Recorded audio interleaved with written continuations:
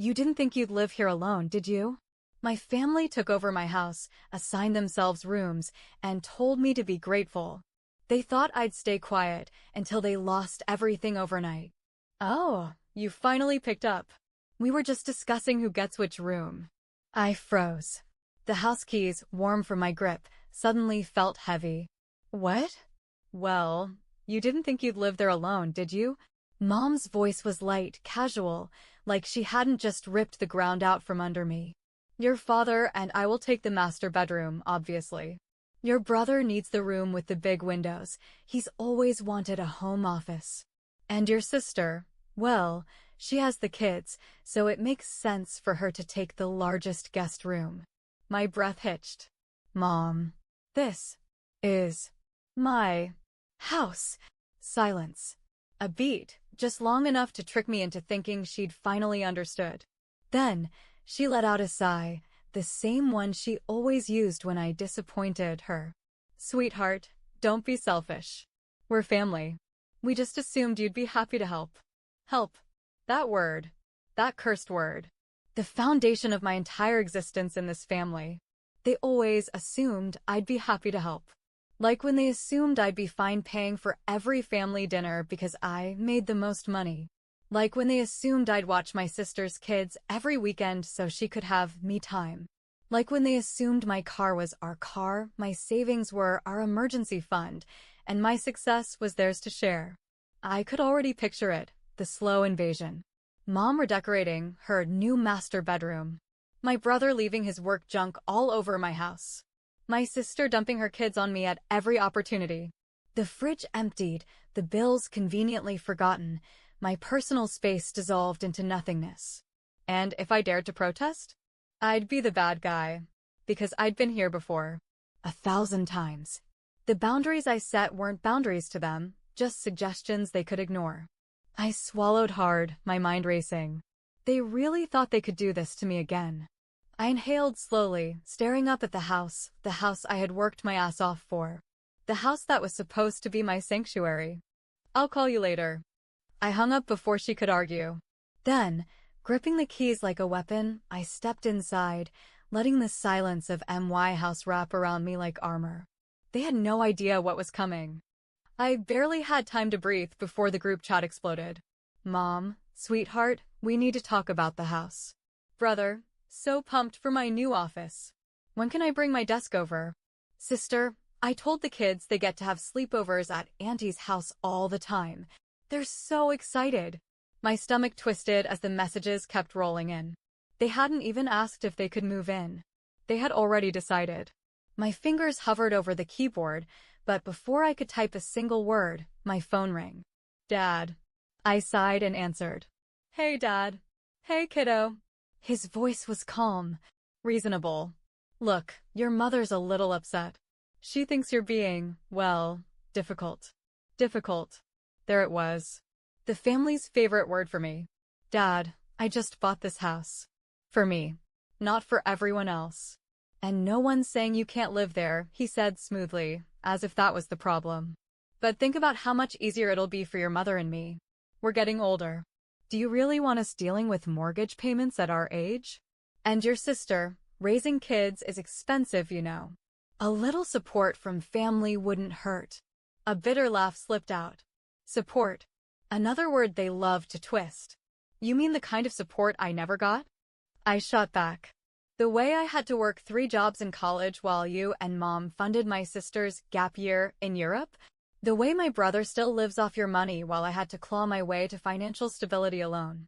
A sharp inhale from the other end. He didn't like when I brought up facts. That's not fair, Dad said finally. You're right, I said. It's not. And I'm done pretending it is. Before he could argue, I ended the call. I exhaled slowly, pressing my phone against my forehead. They weren't going to stop. I needed a plan. A loud knock rattled my front door. My entire body tensed. No, they wouldn't. I yanked the door open, and there they were. All of them. Mom, Dad, my brother, my sister. Standing on my doorstep like they already lived here. We need to talk, Mom said, smiling like she hadn't just tried to hijack my life. We really don't, I said, gripping the door frame. "Oh, don't be like that," my sister chirped, stepping past me like she owned the place. She turned in a slow circle, scanning my entryway. "Wow, this is way bigger than I expected. The kids are going to love it here." The kids who didn't live here. My brother whistled, peering into the living room. "Damn, this is nice. Hey, is the basement finished?" I was thinking of setting up a gym. Mom sighed dramatically. "Sweetheart, we didn't want to do this over text. We just want to have a real conversation. Face to face. Like family." Family. Another weaponized word. I folded my arms. A conversation about what, exactly? Dad clapped a hand on my shoulder, like he was breaking bad news to me. "We know this was a big step for you. And we're really proud. But we've been thinking, maybe it'd be best if we all just pooled our resources." I stared at him. What the hell does that even mean? Mom smiled, like she was explaining something obvious. "It means we help each other out. You have the house, but we can all pitch in to make it a home." Make it a home. They wanted to take my independence and turn it into a communal project. "So let me get this straight," I said slowly. "I paid for the house. I own the house. But you all think you get to move in, claim rooms, and I'm just supposed to let that happen." Mom's smile faltered. "Well, when you put it like that, it sounds like exactly what it is." I cut in. Dad sighed. "It's about doing the right thing." "For who?" Silence. My sister clicked her tongue. "Wow, you've really changed, huh? Used to be family-oriented. Guess money does that to people." I barked out a laugh. "Yeah? And what does freeloading do to people?" Her mouth snapped shut. Mom cleared her throat. "We're just asking you to think about this. Really think about it." I already had. And now, as I looked at the people who had spent years draining me dry, taking and taking and taking, I was done. I smiled. "You know what? You're right. I should think about it." Mom beamed, relief washing over her face. "Oh, sweetheart, I knew you'd come around." "Yeah," I said, leaning against the door frame. "I'll think about it while you all leave. Right now." Her face dropped. "Excuse me? You heard me." I gestured toward the driveway. "Out!" "But." "No buts. You're not moving in. You're not taking rooms. You're not turning my house into your personal handout. So you can either leave willingly, or I can call the cops and have them escort you off my property." Their jaws dropped. "You wouldn't," my brother scoffed. "Try me." The tension crackled like a live wire. For the first time, they saw it. Really saw it. I wasn't bending. I wasn't budging. I was done. Finally, Mom pursed her lips and turned to leave. "You're making a mistake." "Maybe," I said. "But at least it's mine to make." One by one, they filed out. Furious. Shocked. Defeated. I waited until they were all in their cars before shutting the door. And then, for the first time, I walked through my house. My empty, quiet, peaceful house. They thought this was over. They had no idea what was coming next. For the next 2 days, I waited. Waited for the next wave of manipulation, the next attempt to push past my boundaries. Because I knew my family, they never accepted no as an answer. And sure enough, it didn't take long. The first sign? The text messages. "Mom, sweetheart, we need to talk. You can't just throw your family away over a misunderstanding." "Dad, think this through. You're being emotional. We're offering you an opportunity to strengthen family bonds, not push everyone away." "Brother, fine. Keep the house to yourself. But don't expect me to help you with anything when you need it." "Sister, the kids are crying. They don't understand why Auntie doesn't want them around." "Hope you're happy." I almost laughed. There it was, the guilt trip. The emotional blackmail. The carefully crafted messages designed to make me feel like the villain. But I wasn't the same person they had controlled for years. I ignored them. Every single one. And that's when they escalated. The knock on my door came at exactly 6 p.m. Right on schedule. I didn't even check the peephole. I knew who it was. I opened the door to see Mom, Dad, and my sister standing there with forced smiles and arms full of peace offerings. A basket of fruit. A bottle of wine. A plate of my mom's homemade lasagna. Bribes. Sweetheart, Mom said, voice sickly sweet. We just want to talk. I leaned against the door frame, unimpressed. We already did. Remember? I said no. You didn't really mean it, she dismissed, stepping forward. Let's sit down, have a nice meal, and discuss things properly. Mom, I deadpanned. Do you think bringing lasagna changes the fact that you tried to hijack my house? Her smile twitched. We're just trying to make things right. Right for who? You mean right for you, I said. My sister sighed dramatically, shifting the plate in her hands. God, you're being so dramatic. We're just asking for a little space. You have, like, 5 bedrooms, and you don't even have a husband or kids. What do you need all that space for? I blinked. Unbelievable. You're asking me why I need space in my own home? I'm saying it's selfish to keep all this to yourself when we could all be comfortable here together. I almost laughed. The audacity. The sheer entitlement. Right. Because my whole life, it's always been about making sure you're comfortable, hasn't it? My sister frowned. That's not fair. Isn't it? Because I remember a time when I was working 3 jobs to pay my rent while Mom and Dad covered your European vacation. I remember when I needed help and you were too busy, but I was always expected to drop everything for you. So, tell me again why I should care about your comfort. Silence. A crack in their armor.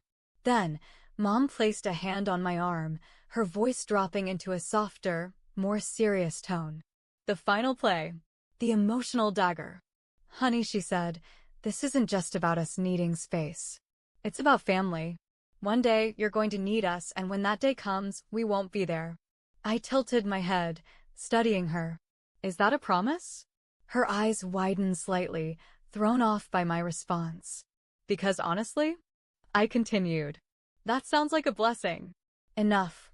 I stepped back and started closing the door. Wait. Mom reached for my wrist, her nails digging in slightly. Just think about what you're doing. I pulled free, my voice colder than ice. No, Mom. You think about what you're doing. Because you're about 5 seconds away from me calling the cops to remove you from my property. Her face twisted in shock, like she had never expected me to stand my ground. Dad, who had been silent the entire time, finally sighed. Come on, he muttered to Mom and my sister. She's made her choice. Mom scoffed, yanking the plate of lasagna back like she had just realized she wouldn't be invited in. Don't come crying to us when you realize what a mistake you've made. I smiled. Oh, I won't. And with that, I shut the door. For good this time. That night, I finally allowed myself to relax. I poured a glass of wine, kicked my feet up on my couch, and let the silence of my house wrap around me. For the first time in forever, I felt at peace. Until my phone buzzed again. I sighed, picking it up, prepared to ignore yet another guilt trip. Until I saw the message from my realtor. Realtor, hey. Just a heads up, I got a weird call from someone claiming to be your mother. She was asking about your mortgage details, loan balance, and if there was any way to transfer ownership of the house. I shut it down, obviously, but figured you should know. My blood ran cold. They weren't just trying to manipulate me. They were trying to take my house. They were actually trying to steal my home. I put my glass down, heart pounding. And then, slowly, I smiled. Because if they thought this was over, they had no idea what I was about to do next. They really thought they could steal my house. Not just move in. Not just take over. They were actually trying to take it out from under me. For years, I had played their game. The guilt trips. The manipulation. The endless, suffocating demands. But now? Now, it was my turn to play. I grabbed my phone, scrolled past the desperate texts from my family, and called my lawyer. Hey, Ava, I said, my voice eerily calm. I need to make sure my house is legally untouchable. Can we set that up? Absolutely, she said without hesitation. I'll file everything first thing in the morning. But what happened? I told her. Everything. By the time I finished, she was silent for a long moment. Then, she let out a low whistle. Damn. That's next-level entitlement. Good news is, since they're not on the deed, they can't touch the house. Bad news? They're probably not done trying. I smirked. Oh, I know. That's why I'm about to make them wish they never even thought about messing with me. The first thing I did was shut down every financial loophole they had ever used to get to me. I called my bank and removed them as emergency contacts. I updated my will, no more just in case clauses for them. I put blocks on their numbers so they couldn't spam me with guilt trips. And just for good measure, I called my employer and made sure my family had zero access to any of my information. I was done being their safety net. The next move was making sure the world saw them for exactly who they were. I started with a little social media post. It wasn't dramatic. Just a simple, factual statement. Imagine working your entire life to buy your dream home, only for your family to decide it belongs to them instead. Funny how some people only see you as a wallet, not a person. No names, no direct accusations. But my friends and extended family? They knew. And the comments? Brutal. This is insane. You deserve better. Wait, are you saying your own parents tried to take your house? WTF. Girl, I remember when they made you pay for their cruise while you were still in college. You should have cut them off years ago. The more people commented, the more it spread. And guess who saw it? My mother. She must have lost her mind, because within hours, her response showed up in my inbox. Mom, how could you humiliate us like this? Me, how could you try to steal my house? Mom, IT was never about stealing. It was about family. You've always been ungrateful. Me, ungrateful for what? Paying for everything while you drain me dry? Mom, we need to talk in person. I left. Oh, I bet she wanted to talk. Probably to find some new way to twist this in her favor. Too bad for her, I was just getting started. A week later, I got a call from my lawyer. Hey, Ava said, sounding amused. So, your parents? They tried to take out a mortgage on your house. I nearly dropped my coffee. What? Yep. They actually went to a lender, pretended they had a stake in the property, and tried to get approved for a massive loan. My hands shook, not with fear, with rage. They weren't just trying to pressure me into giving them space. They were trying to put me in debt for them. I took a slow, deep breath. And what did the lender say? Obviously, they shut it down immediately. But now there's a fraud alert on your property, which, honestly, is probably a good thing. No one can make legal moves on your house without setting off red flags. I closed my eyes, exhaling slowly. They had actually tried to pull a financial scam on me. Enough. I opened my laptop and started typing. Subject, your actions have consequences. Mom, Dad, and whoever else thinks they have a right to my life. I know what you tried to do. I know about the fake mortgage attempt. I know about the manipulation.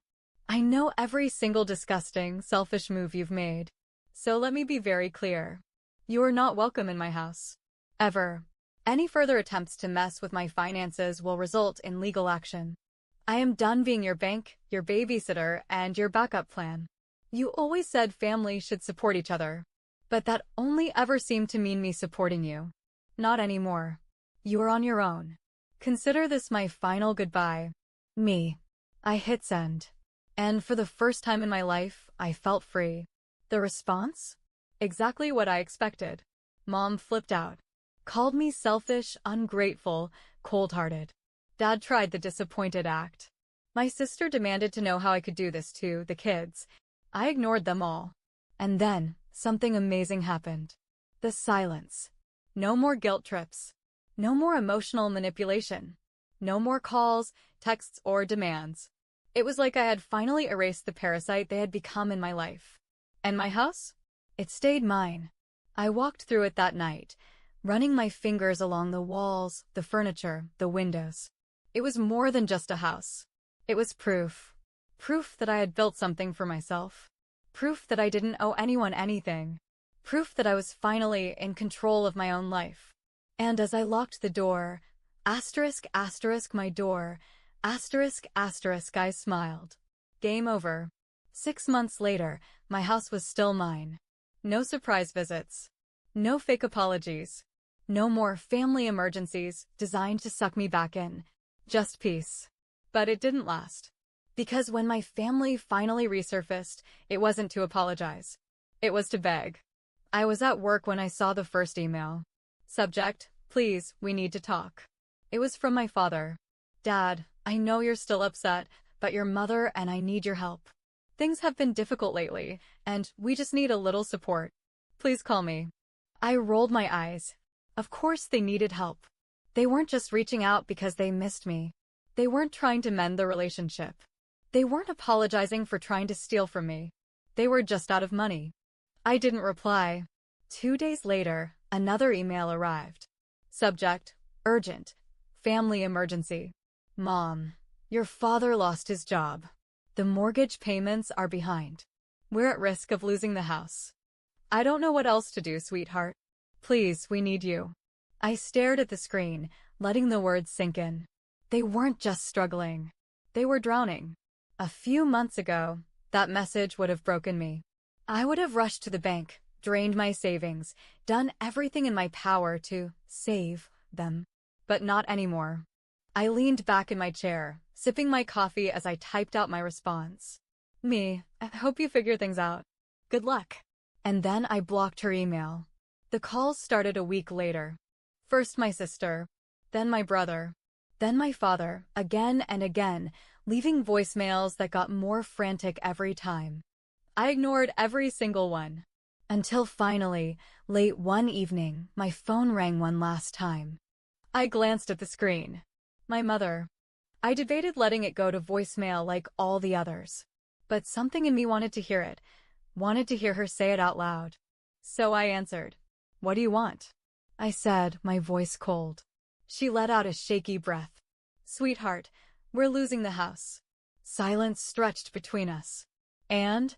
I asked. And we need your help. Her voice wavered. You can afford it. I know you can. There it was. Not, I'm sorry.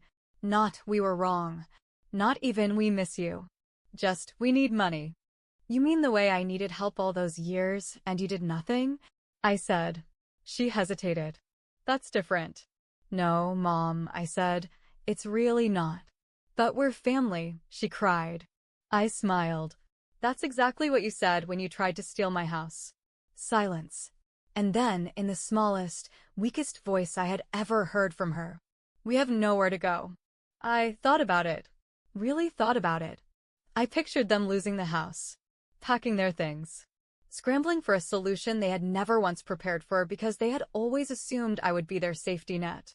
And for the first time in my life, I felt nothing but satisfaction. I'm sure you'll figure it out, I said. And then I hung up.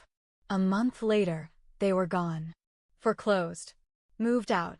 No longer living in the house they had once tried to make me give up my own home for. I didn't know where they went. And I didn't care. Because for the first time in my life, I was truly, finally free. And that was worth more than anything they had ever taken from me.